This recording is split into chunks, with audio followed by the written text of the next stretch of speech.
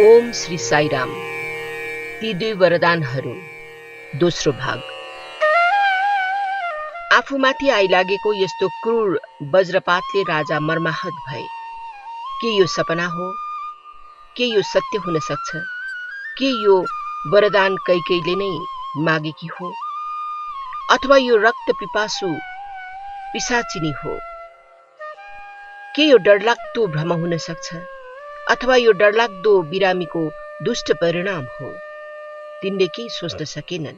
यसर्थ तिनले भन्दै गए, कैकेयी, के यो तिमी नै हो? अथवा कुनै राक्षसीले तिम्रो यो स्वरूप लिएको छ? पहिले मलाई भन, तिमी को हौ? आफ्नो शारीरिक शक्ति हराएको शिथिल मानिस चाहिँ तिनी लर्खरिँदै हिँड्न थाले। मनमा लागेका विचारहरू मुखमा ल्याउन सकेनन्। तिनी पागल झै यताउता छटपटिन थाले। तिनको दृष्टिले लक्ष्यहीन यताउता हेरिरहेको थियो। अचानक कैकेयीलाई हेर्दा तिनका आँखाबाट ज्वाला निस्के झै भयो। तिनी अत्यन्त क्रोधले कराउन थाले, नीच, दुष्ट आइमाई, तिम्रो खास उद्देश्य के हो? के तिमीले समस्त राजवंशको जरा उखाल्न चाहन्छौ? मेरा प्रिय छोरा रामले तिम्रो के बिगार गर्यो? उसले तिमीलाई आफ्नी आमा भन्दा पनि प्यारो गर्छ। मेरो रामलाई घनघोर जंगलमा पठाउन माग्ने तिम्रो हृदय कस्तो हो? मैले यतिन्जेल राजकुमारी भनेर मानिलिएको थिएँ। आज मलाई लाग्दैछ तिमी विषालु सर्पिनी हौ।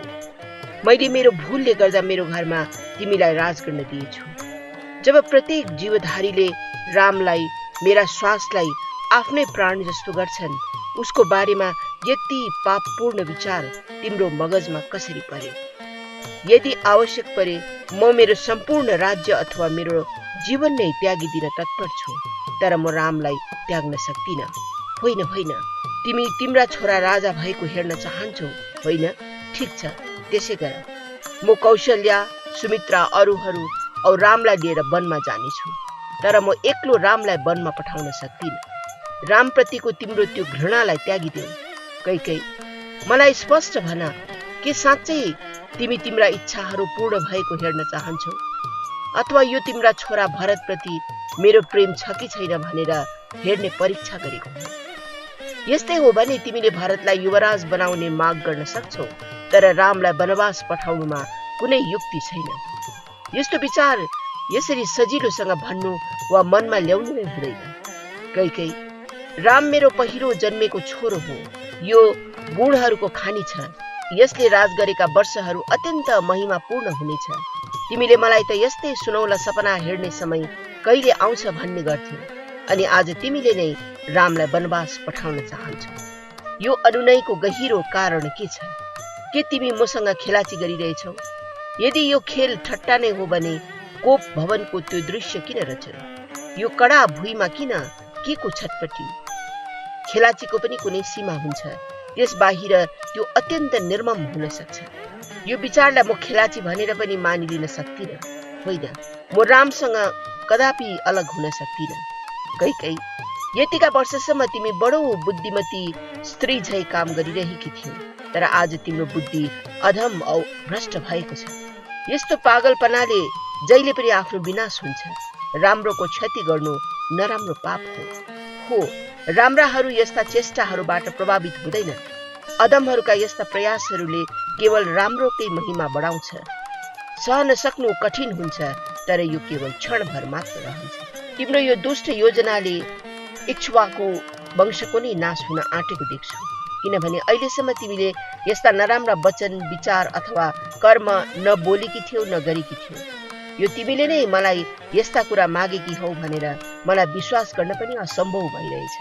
कैकेयी, तिमी जहिले पनि नैतिक नियमको विरुद्ध जान डराउँथ्यौ। प्रत्येक ससाना विचार, शब्द अनि कर्मद्वारा तिमी भगवानको कृपा पाउने आशा राख्थ्यौ। अधर्म हुने त्यो तिम्रो डर आज कता हरायो? तिमीलाई धर्मको बाटोमा राख्ने तिम्रो त्यो भक्तिलाई तिमीले के गर्यौ? 14 वर्षसम्म रामलाई वनमा पठाएर तिमीले कुनै लाभको आशा गरेकी छौ? उसको शरीर भर्खर मात्र फुल्न लागेको फूलको कोमल पंखुडीहरू झै छ।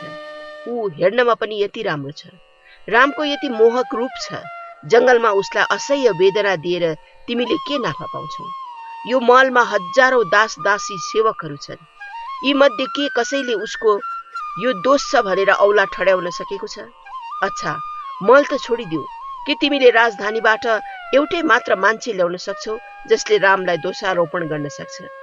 दुःखमा परेका अनेकलाई उसले खोजेर ल्याएर उपहार सम्पत्ति दान दिएर तिनीहरूलाई माथि उठाएको छ अनि तिनीहरूमाथि विचार गरेको छ। धेरै बेघरबार भएकाहरूलाई उसले घरको प्रबन्ध गरिदिएको छ। उसको आफ्नो प्रेम औ हेरचाहले गर्दा प्रजाबाट उसले स्नेह जितेको छ। यस्ता प्रेमपूर्ण छोरोमाथि तिमीले यस्तो घृणा गरेको देख्दा म अवाक भएको छु। तिम्रो यो राक्षसी बर्बरता वर्णन गर्ने म शब्दहरू नै पाउँदिन। प्रजालाई घोषणा गरेर आफ्ना स्वार्थ सिद्धि गर्नेहरू धेरै हुन्छन् अनि यस्ता राक्षसहरूको संख्या आजकल बढिरहेछ। तर तिम्रा आँखामा उमेरको हो कि अथवा पूर्व जन्मको पापले हो? दुखीहरूको दुःख शान्त गर्ने, तिनीहरूको उन्नति गर्ने, तिनीहरूका दुःख सुख समस्याहरू आफै गई खोजी तिनीहरूका उद्धार गर्ने यस्ता असल व्यक्तिलाई नराम्रो देख्यो अनि वनवास पठाएर दण्ड दिनु योग्य सम्झ्यो। राज्यका प्रत्येक मानिस रामको गुणगानको प्रशंसा गरेर अगाउँदैनन् अनि तिनको यो गुणको पुनर्व्याख्या गर्न आनन्द मान्छन्। आफ्ना खेतीहरूबाट थकित भएर आउने किसान मजदुरहरू रामको सौन्दर्य गुणगान गरेर आफ्ना बोझ हल्का गराउँछन्। यो जानेर म कति आनन्दित भएको थिएँ। यस्तो दयामय आत्मालाई यस्तो कठोर वचन भन्नु तिम्रो हृदय कसरी राजी भयो? आजै साँझ जब मैले ऋषि मुनि, ठुलाजन, मन्त्री, प्रतिष्ठित नागरिक, विद्वान, राजनीतिज्ञहरूका अघि रामको राज्याभिषेक प्रसङ्ग उठाए, कसैले पनि असन्तोष औ अस्वीकृतिको एउटै आवाज पनि उठाएनन्। बरु यसको सट्टामा असंख्य प्रकारले रामका प्रशंसा गरे। अनि यस्ता आध्यात्मिक पुरुष जसले इन्द्रियहरूलाई वशमा राखेका छन्, जो स्वार्थरहित भएर काम गर्छन्, जो बुद्धिमान औ सत्यप्रति निष्ठावान औ मोहरहित छन्, यस्ता युवराज औ स्वामी बनाउन पाउनु धेरै धेरै पूर्व जन्मको पुण्यको फल हो भन्दै आफ्नो आनन्द लगातार जय ध्वनि निकालेर प्रकट गरे। मेरो प्रेमको यो अमूल्य सम्पत्ति, मेरा प्रजाका यस्ता प्रिय वरलाई के तिमी वनवास पठाउन चाहन्छौ? चाहे तिमी जे भन, यति निश्चय जान कि म मेरो रामलाई वनमा पठाउने छुइन। अनि यो पनि सुनिराख, रामको राज्याभिषेक भोलि नै हुनेछ, यसलाई रद्द गरिने छैन। दशरथले बडो साहस औ गर्व साथ यी कुराहरू घोषणा गरे। यो सुनेर बडो डरलाग्दो अनुहार पारेर कैकेयीले भनिन्, राजा याद राख्नुहोस्, केही क्षण अघि मात्रै धेरै कुरोको शपथ राखेर मेरो वरदान दिन्छु भनेर तपाईले प्रण गर्न भएको, अनि अहिले तपाईँ आफ्नो वचनको पछि हट्नु हुँदैछ। अब भन्नुहोस्, कसले चाहिँ इक्ष्वाकु वंशको सम्मान माटोमा मिलाइरहेछ, तपाईले कि मैले? यसमाथि विचार गर्नुहोस्। एकचोटि दिएको वचन फेरि कहिले फर्काइने छैन भन्ने इक्ष्वाकु वंशको घमण्ड थियो। त्यही ख्यातिले आज तपाईले माटोमा मिलाइरहनु भएको छ। यताउताको विचारै नगरी तपाईले मेरा वरदानहरू पूर्ण गरिदिनु हुनेछ भनेर प्रतिज्ञा गर्नुभयो। यदि यो भूल हो भने सरासर यो तपाईको भूल हो, मेरो होइन। तपाईले मलाई वर दिनु भएको थियो अनि त्यसपछि आज त्यो दिनेछु भनेर प्रण गर्नुभयो। यसरी दुईचोटि वचन दिन्छु भन्ने तपाई नै हुनुहुन्छ।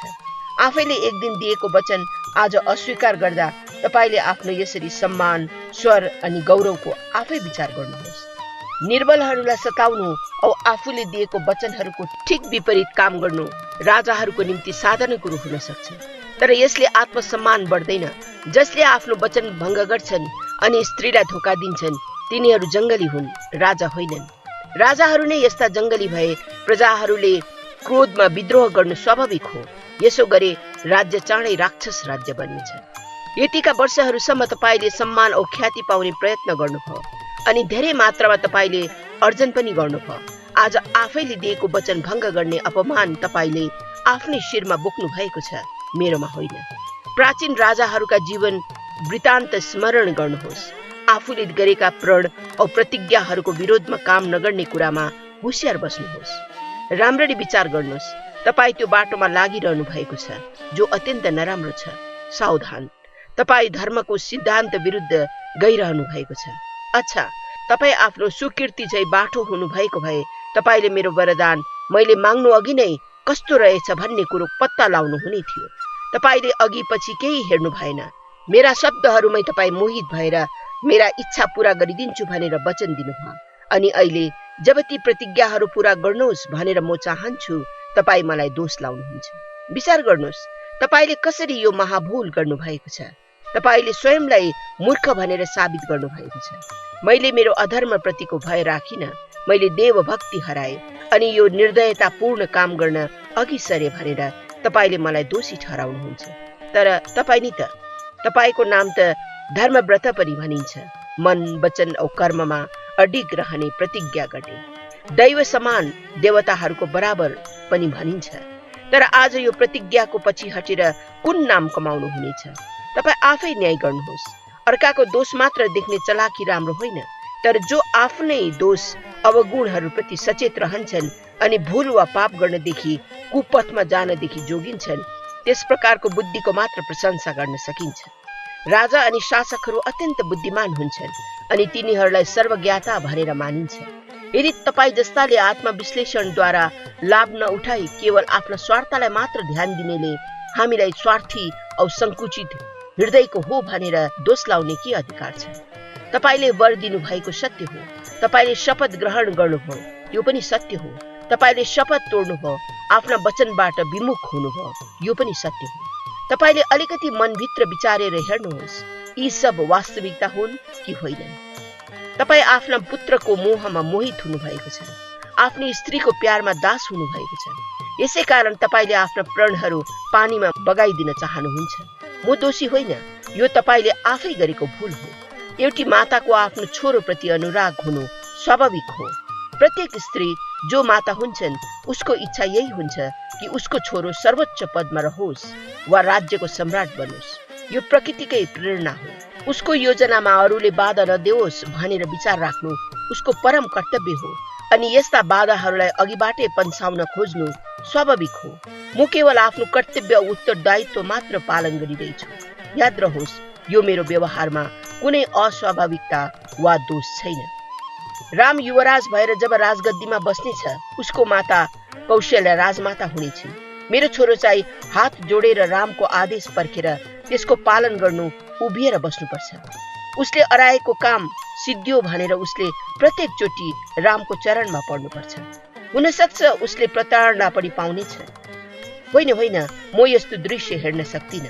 म त्यस्तो अपमान सहन एक दिन पनि बाँच्नु सक्दिन। मेरो छोरोको लाजमर्दो अवस्था हेर्नुभन्दा बरु अहिले नै विष पिएर मर्नु असल हो। यो म मेरो प्राण भन्दा पनि प्यारो छोरा भरतको शपथ खाएर प्रतिज्ञा गर्दैछु। रामलाई वनवास नपठाइकन अरू कुनै कुरोले पनि मलाई सन्तोष दिन सक्ने छैन। यस्ता दुःखपूर्ण कठोर शब्दहरू भनेर कैकै भुइँमा पछारिएर मुटु फुटेझै गरी दुःखले रुन कराउन लागे। दशरथ हताश भएर आफ्नो शिर पिट्न थाले। तिनले भने, कैकै, यस्तो संकटमा पारेर तिम्रो केही उद्धार हुनेछ भनेर के कसैले तिमीलाई सल्लाह दियो? अथवा कुनै दुष्ट आत्मा तिमी भित्र पसेर तिमीलाई यस्तो इच्छा गर्नु कर लगाइरहेछ? रामलाई वनवास पठाएर भरतलाई राजमुकुट दिनु यो कस्तो मूर्ख पागलपन हो? तिम्रो पति मलाई, तिम्रो छोरो भरतलाई अनि यो राज्य अयोध्याको निम्ति किन तिमी शुभ चिन्तना गर्दैनौ? संकट निम्त्याउने यस्तो नराम्रो इच्छा त्यागिदेऊ। यसका परिणामहरू राम्ररी सोच, नत्र तिमी, म अनि तिम्रो छोरा यी तीनैजना नराम्रो बदनामको निशाना बन्नेछौ। यो त्यतिमै शेष हुँदैन, सम्पूर्ण राज्य नष्ट हुनेछ अनि अरू धेरै धेरै विपदहरू अवश्य आइलाग्नेछन्। नीच अधम नारी, मैले यो तिम्रो प्रार्थना अहिले स्वीकार गरे पनि के भरतले यो राजगद्दी स्वीकार गर्छ भन्ने हामी विश्वास गर्न सक्छौं? भरत धर्मनिष्ठ छ, ऊ बुद्धिमान अनि निश्चल छ। रामलाई वनवास पठाउन पनि मान्ने छैन अनि न त ऊ स्वयं नै राजगद्दीमा बस्न मान्नेछ। उसले मात्र होइन, मन्त्री, दरबारियाहरू, ससाना राजाहरू, बन्धु बान्धवहरू, ऋषि मुनिहरू, साधारण जनताहरू, नागरिकहरू प्रत्येकले तिम्रो इच्छाको विरोध गर्नेछ। यति अधिक मानिसलाई दुःख तुल्याएर तिमी मात्र कसरी खुसी हुन सक्छौ? यो जम्मै स्थितिको निम्ति तिमी उत्तरदायी हुनेछौ। ठूला जन तथा ऋषिहरूले अनुमोदन गरिसकेका छन्। ती सबको एक मत छ।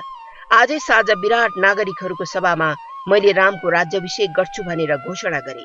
यदि यो घोषणाको विपरीत मैले कार्य गरे भने म युद्धबाट पिछ्यु फर्काएर भाग्ने कायर जस्तै मानिनेछु। राज्याभिषेकको निम्ति जम्मै प्रबन्ध भइसकेको छ। यस उत्सवको निम्ति सबैलाई सूचना दिइसकेको छ। यसैका निम्ति जम्मै मानिसहरूले शहर सजाउन थालेका छन्। सडकहरूमा प्रफुल्ल अनुहार लिएका मानिसहरूको खुसीको भिड अहिलेदेखि नै जम्मा हुन थालेको छ। यस्तो बेलामा यदि मैले रामलाई वनवास पठाए भने के ती मानिसहरू मलाई हेरेर हाँस्ने छैनन्?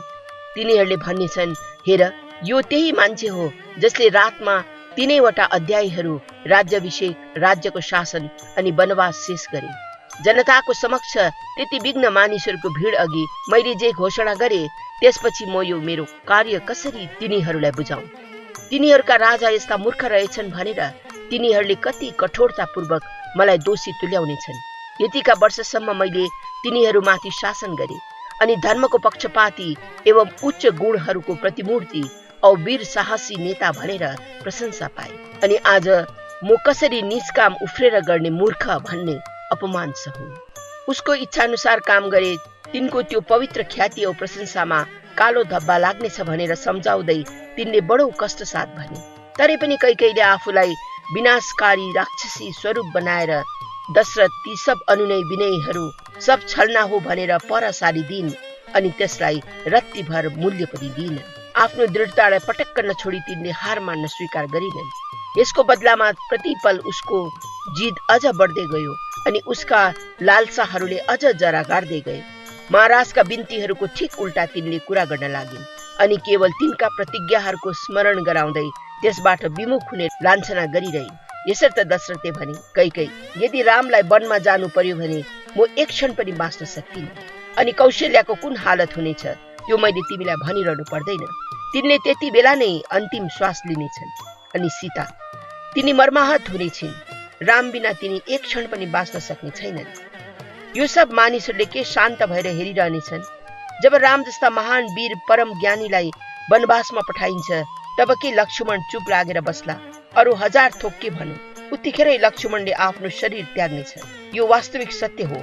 यसरी हाम्रो राज्यमा यस्ता विपत्ति औ संकटहरू आइलाग्नेछन्। यस्ता दुःखद घटनाहरूबारे तिमी पनि सजग छौ, तर म जान्दिन किन तिमी तिम्रा खुला आँखाले जान्दा जान्दै एउटा विधवाको नाटक गर्न खोजिरहेकी छौ।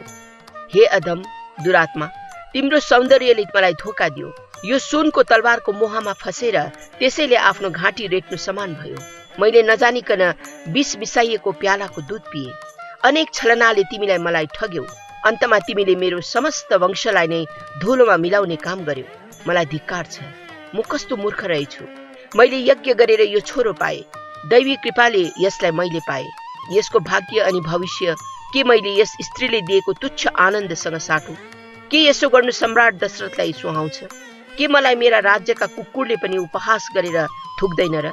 हरे, दशरथका अन्तिम दिनहरूको पनि के कस्तो भाग्य रहेछ। मैले मेरो गलामा मलाई मार्ने डोरी नजानेर बाँधेछु। मलाई मार्ने मृत्युको देवीसँग यति दिनसम्म खेलखेलमै बिताए। मलाई थाहै थिएन। हाय, मैले मृत्युसँग प्रेमको खेल रचाए अनि उसैलाई छातीमा लगाए। उसैलाई मैले मेरो सबैभन्दा प्रिय साथी अनि सङ्गिनी बनाए। यो सब मेरो पापको फल ममाथि आइलागेको हो।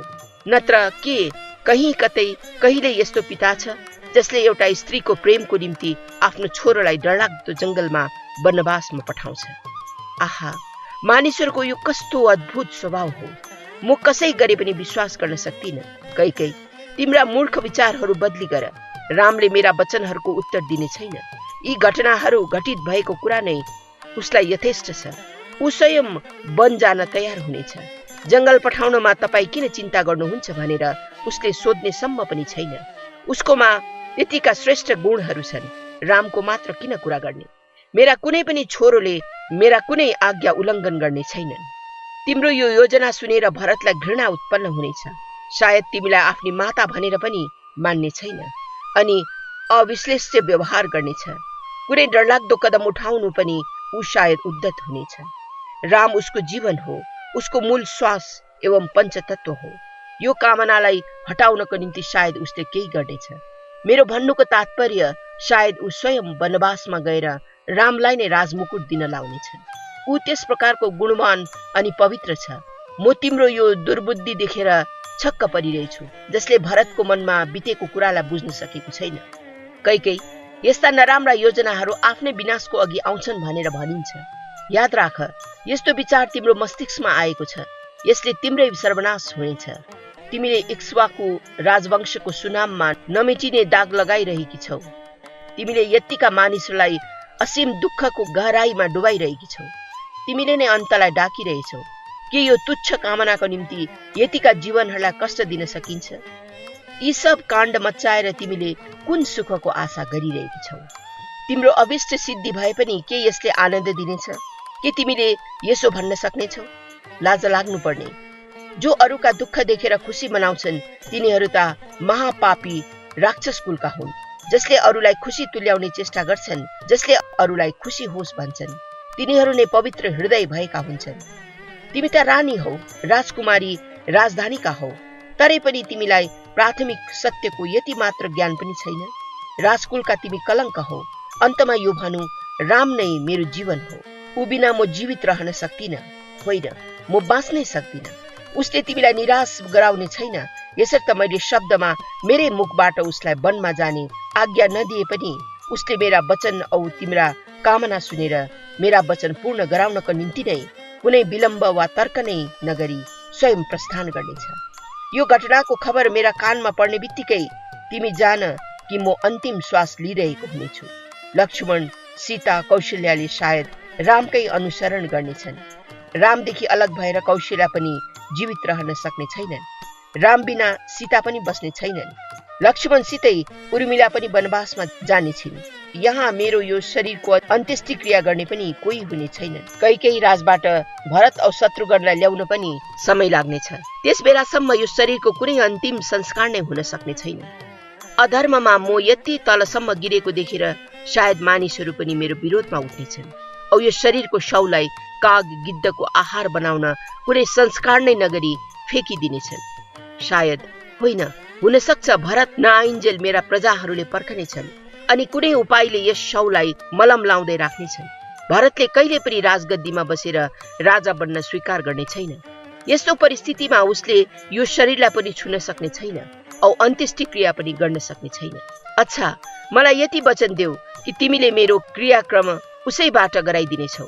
यस्तो बिन्ती गर्दै तिनले भने, मलाई थाहा छ यस्तो वचन दिन तिमी निश्चय प्रस्तुत हुनेछौ, कारण तिमी विधवाको जीवनबाट आनन्द पाउने आशामा छौ। तिम्रो के आशा छ मलाई भन। हे विषधार नागिनी, तिमी अन्तमा गएर राक्षस बनेकी छौ। के तिमीले यो राजवंशलाई माटोमा मिलाउन लागेकी छौ? के यो तिम्रो वास्तविक प्रकृतिको बाह्य प्रकटीकरण हो, अथवा कुन अव्यक्त दिव्य शक्तिले तिम्रो विचारलाई बगाएर यसरी तिम्रो इच्छाको विरुद्धमा अद्भुत व्यवहार गर्न बाध्य गरिरहेछ? यस रहस्यको पत्ता लाउन म असमर्थ भइरहेछु। यसरी मानसिक रूपले दशरथ व्यथित भइरहेका बेलामा रातले तेस्रो प्रहरमा प्रवेश गर्यो। भयंकर आघात लागेर व्यथा सहन नसकेको मानिस झै तिनी विलाप गर्न थाले।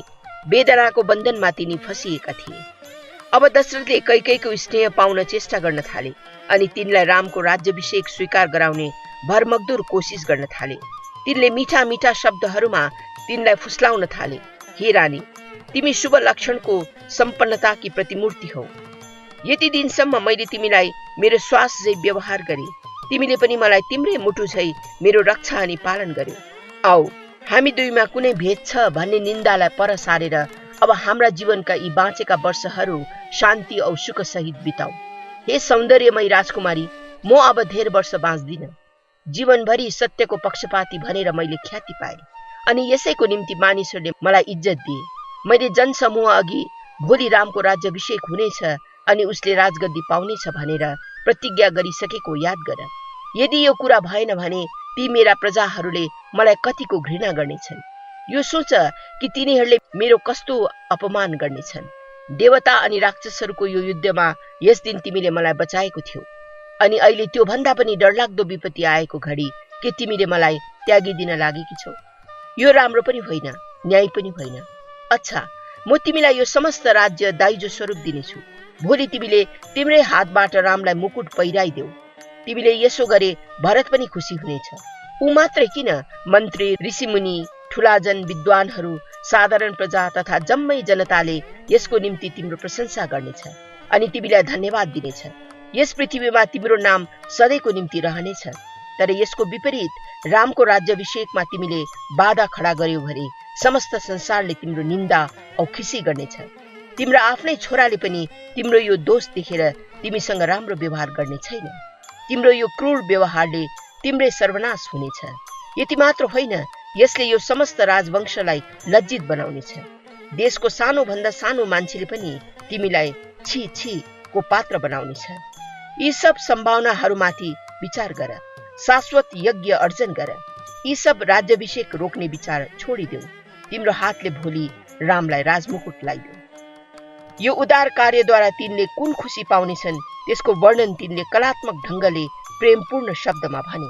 आफ्नै हातले राज्याभिषेक गरिदिने कुरामा तिनलाई भुलाउने आशा गरेका थिए, तर बिचैमा कैकेयीले भनिन्, राजन, तपाईका यी शब्दहरू मलाई अद्भुत औ अर्थहीन लागिरहेछ।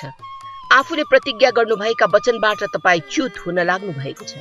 होइन, यस्ता हजारौं उपायहरूले पनि मलाई मेरो पथबाट हटाउन सक्ने छैन।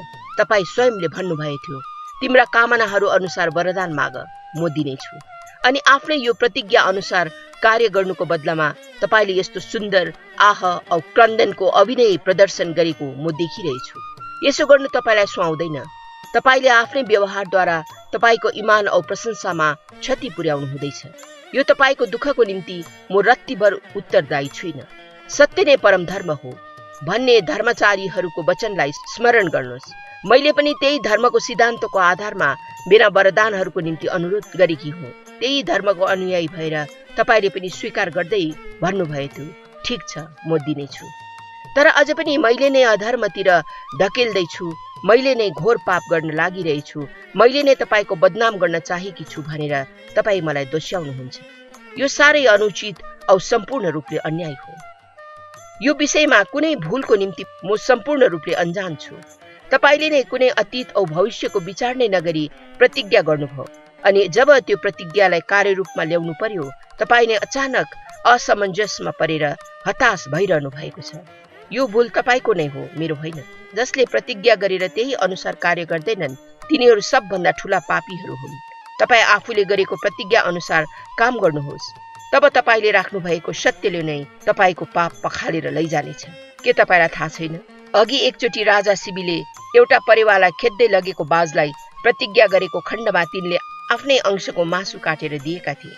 यस्तै प्रकारले राजा अलर्काले पनि तिनलाई जे मागे पनि दिनेछु भनेर वचन दिएका थिए। तिनी बडो गौरवशाली राजा थिए अनि आफ्नो वचन पालन गर्नको निम्ति एउटा ब्राह्मणलाई तिनले आफ्नै दुईवटा आँखा निकालेर दिएका थिए। समुद्रलाई हेर्नुहोस्, जम्मै नदीहरूका तिनी मालिक हुँदाहुँदै पनि आफ्नो प्रतिज्ञा अनुसार तिनले कहिल्यै किनारा उल्लङ्घन नगरी सीमाबद्ध भएर बस्छन्। अरू हजारौं उदाहरणहरू किन दिने? जम्मै वस्तुहरू, जम्मै मानिसहरूका निम्ति सत्य नै सबभन्दा ठूलो आदर्श औ मालिक हो। सत्य नै ब्रह्मा हो, सत्य नै प्रणव हो, यो धर्म हो। सत्यको मात्र परिवर्तन औ क्षय हुन सक्दैन। तपाईहरू झै राजा महाराजाहरूले यस्ता शाश्वत अनश्वर सत्यलाई नश्वर वस्तुको निम्ति त्याग्नु उचित हुन्न। आफ्नो प्रतिज्ञा राखेर अमर महिमा औ ख्याति सुरक्षित राख्नुहोस्, यही नै उचित हुनेछ। छोरोप्रतिको मोहवशमा नपर्नुहोस्, न त स्त्रीहरूको छलनामय सहानुभूतिमा नै पर्नुहोस्। राजनैतिक आदर्श औ राजकीय कर्तव्यलाई नत्याग्नुहोस्। यो अक्षम्य अपमानले इक्ष्वाकु वंशलाई कलङ्कित नपार्नुहोस्। अरू कुनै योजना नबनाउनुहोस्। रामलाई बोलाउनुहोस् अनि वनमा जानलाई तयार हुनु भनेर भन्नुहोस्, अनि भरतलाई अहिले जहाँ छ त्यहाँबाट यो शहरमा ल्याउने बन्दोबस्त गर्नुहोस्। आफ्ना मन्त्रीहरूलाई यी कामहरू अबेर नगरी गर्नु भन्ने आज्ञा दिनुहोस्। हेर्नुहोस्, पूर्व दिशामा उज्यालो हुन लागेको छ। प्रभात हुन अघि नै मेरा वरदानहरू पूरा हुनुपर्छ। तपाईले जत्तिकै तर्क गरे पनि म सन्तुष्ट हुने छुइन। यदि तपाईँ अटल रहेर रामको राज्याभिषेक गर्नुहुन्छ नै भने म भरि सभामा मेरो जीवनको अन्त गरिदिनेछु। यो मेरो प्रतिज्ञा हो अनि यसो हुने नै छ। यसरी क्रोधले डरलाग्दो भएर कसम खाँदै गरेकी कैकेयीलाई दशरथले हेरिरहे। आफ्ना मनभित्र उठेको रिसलाई न तिनले बाहिर दर्शाउन सके, न त भित्र दबाएर नै राख्न सके। तिनको स्थिति राजा बलिको झै भएको थियो, जसले भगवानलाई वामनको रूपमा 3 पाउ जमिन दिने प्रतिज्ञा गरेका थिए, तर त्यो अनुसार तिनले त्यो प्रतिज्ञा पूरा गर्न सकेका थिएनन्। कारण 1 पाउमा नै वामनले समस्त पृथ्वी नापेका थिए, अर्को पाउले समस्त आकाश नापेर तिनले अर्को पाउ कहाँ उपहार दिएको कुन जमिनमा राखौं भनेर तिनले सोचेका थिए। धर्मको नीति भङ्ग गरेकोमा कुन श्रापको भोग गर्नुपर्नेछ भन्ने भयले दशरथ भयभीत थिए। सन्देह औ निराशाले तिनको दृष्टि धमिलो हुन गयो। तिनलाई आफ्नै शिर आफ्नै काँधमाथि भारी लाग्न थाल्यो। तिनी उभिएका ठाउँमा नै तिनी लडे। अन्तमा बडो साहस गरेर तिनले कराएर भने, हे पापिनी स्त्री, यदि रामको राज्याभिषेक भएन भने मेरो मृत्यु निश्चित छ। त्यसपछि विधवा भएर तिमीले आफ्नो इच्छानुसार स्वतन्त्र रूपले यस राज्यमाथि राज गर्न सक्नेछौ। यही सुरमा आफ्नो क्रोध प्रकट गर्दै दशरथ भन्न लागे, हाय राम, के मैले मेरै अनुमतिद्वारा तिमीलाई वनमा पठाउनु परिरहेछ? होइन, म तिमीलाई पठाउँदिन। म बरु मेरो जीवन नै दिनेछु। तिमी बिना म एक क्षण पनि बाँच्न सक्दिन। हे दुष्ट राक्षसी, मेरो सुन्दर कोमल रामलाई घनघोर डरलाग्दो जंगलमा पठाउने योजना तिम्रो हृदयले कसरी गर्न सकेकी छौ? यसो भन्दै मूर्छित भएर दशरथले आफ्नो होस हराए। रात बितेर उषाको उज्यालो हुन लागेको थियो। राजदरबार ढोकानेर नौमती बाजाको संगीतले खुशीको दिनको स्वागत जनाए। बाटाहरूले गुलाब जलको वर्षा पाउन थाल्यो। उत्सवको हो हल्ला औ ताजापनले वातावरण भरिएको थियो। उत्तेजना औ आशाले आकाश व्याप्त थियो। त्यस दिनको पुण्य नक्षत्र पुण्य उदय भयो। ऋषि वशिष्ठ आफ्ना शिष्यहरूका हुल लिएर सरयू नदीमा स्नान गर्न भनी हिँडे अनि त्यहाँबाट राज्य अभिषेकको निम्ति चाहिने पवित्र जल लिएर आए। तिनी राजपथबाट ती पवित्र सामग्रीहरू हेर्न भनी बाटोमा दुईतिर उभिएका जनसमूह माझ हुँदै आए। दशरथका प्रहरीहरूले तिनीहरूको निम्ति बाटो पन्साउँदै ल्याए। अन्तमा तिनीहरू अत्यन्त सुन्दर ढंगले सजाइएको मुख्य द्वार भएर राजदरबारमा पसे। त्यति बिहानै पनि दरबारका खाली जग्गाहरू पण्डित तथा ससाना राजाहरू, राज्यका प्रतिनिधिहरू तथा ठूला जनहरूले भरिएको थियो। तिनीहरू आफ्ना दिइएका यथास्थानमा बसेका थिए। बाटाभरि बसेका विद्वानहरूले वैदिक मन्त्र पाठ गरेको संगीतमय ध्वनि आकाशमा गुन्जिरहेको थियो। यतिखेर वशिष्ठले मन्त्री सुमन्त्रलाई बोलाइ पठाएर भने, जानुहोस्, अभिषेकको निम्ति ठिक गरिएको शुभ मुहूर्त आउन लागेको छ। त्यसअघि गरिने विधिहरू निकै छन्। गएर महाराजको उपस्थिति झट्टै चाहिएको छ भनेर भन्नुहोस्। तिनको आगमनको प्रतीक्षा वशिष्ठले गरिरहेका छन् भनेर खबर दिनुहोस्। पुराना औ विश्वासी भएकाले सुमन्त्रलाई दरबारको कुनै पनि अन्तपुरमा जाने स्वतन्त्रता थियो।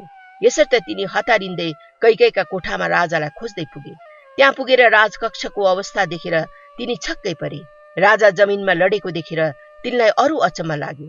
के मेरो दृष्टिले धोका त दिइरहेको छैन भने चाहिँ तिनलाई लाग्यो। तिनले आफ्नो स्थितिको ज्ञान हराए। राजाको छेउ गएर तिनले भने, राजन, आजको यो बिहानीले तपाईलाई चन्द्रमा उदय हुँदा हर्षले उल्लासित भएको सागरको झै अवस्थामा पाउनु पर्ने हो। मलाई थाहा छैन किन तपाईँ यो भुइँमा लडिरहनु भएको छ। पवित्र घडी आउन लागेको छ। महान ऋषिहरू, वेदका ज्ञानीहरू आफ्ना कार्य गर्न उत्सव भवनमा तपाईको अपेक्षा गरेर पर्खिरहेका छन्। उठेर राजकीय पोशाक रत्नहरू पहिरेर आफ्नी रानीहरूलाई लिएर राजवैभव साथ भवनमा आउनुहोस्। ऋषि वशिष्ठले मलाई यही भन्न अनि तपाईलाई राजगद्दीको पवित्र ठाउँनेर तपाईलाई ल्याउनु भनेर पठाएका छन्। यी वचनहरू सुनेर दशरथले आफ्नो दुःख रोक्न सकेनन्। जोडले तिनी रुन थाले अनि त्यही रोदन माझ तिनले मन्त्रीलाई भने, सुमन्त्र, तिम्रो यो बिन्तीले मेरो हृदय विदीर्ण भइरहेको छ। सुमन्त्र न त अघि बढ्न सके न पछाडि नै जान सके। तिनी जहाँ थिए त्यही मूर्तिवत उभिरहे। दुई हात जोडी तिनले भने, महाराज, यी सब के भइरहेछ? जुन बेला तपाईँ आनन्दमा मग्न हुनुपर्ने हो त्यस समयमा यो के को दुःख, यो के को विषादमय रोदन? यो सबको कारण के हो? मैले केही बुझ्न सकिन। आशाहीन भएर दुःखपूर्ण मुद्रामा सुमन्त्र उभिरहेका बेलामा कैकेयीले बिचैमा भनिन्, हे सर्वश्रेष्ठ मन्त्री, राजाले रामको शोकमा समस्त रात्रि निद्राहीन भएर बिताए। यदि तुरन्त गएर तिमीले रामलाई यहाँ ल्यायो भने रहस्यको पत्ता आफै लाग्नेछ। यो म तिमीलाई भनिरहेछु, मलाई भूल नसम्झ। रामलाई चाँडै यहाँ ल्याऊ। सुमन्त्रले तिनको यो वचनलाई राज आज्ञा चाहिँ मानेर तुरन्त राम बसेका ठाउँमा गए। दरबारको प्रवेश गर्ने ठाउँका दुवैतिर तिनले सेवक सेविकाहरू थालमा रेशम, जडी, रत्नादि, माला, फूल, सुगन्धी तथा मिठाईहरू बोकेर उभिएका देखे। यी सब बडो हेर्न लायकको दृश्य थियो। तर सुमन्त्र नहेरी गए। दरबार भित्र पस्दा तिनलाई कुनै बहुमूल्य वस्तु त्यस उत्सवमा नभएको जस्तो लाग्यो। तिनलाई के कसो भइरहेछ त्यसको पत्तै लागेन। केही क्षण मात्र अघिको त्यो आनन्द अहिले दुःखमा डुबेको थियो। रामको दरबार आउँदा रथबाट तिनले कसरी ती राजभक्त नागरिकहरू बाटाभरि बसेर अब यिनी रामलाई लिन गइरहेका छन्, राज्याभिषेक भवनमा उत्सवको निम्ति लानेछन् भनेर कुरा गरिरहेका देखेका थिए। तिनीहरूका अनुहार हर्षले दीप्त थियो। खुसीको एक झलक पनि देख्न पाइन्न कि भन्ने डरले आँखा चिम्म पनि नगरी तिनीहरू हेरिरहेका थिए। अन्तमा सुमन्त्र राजकुमारका दरबारमा पसे। त्यो 7 तले भवनको कुनै पनि भागमा तिनी कसैको प्रश्न बिना सिधै पस्न पाउँथे। बाढ आएको नदीको गहिराईमा जसरी माछो चुपचाप भित्रभित्र जान सक्छ, उसरी सुमन्त्र दरबारको बारदली अनि कोठा कोठा हुँदै भित्र पसे।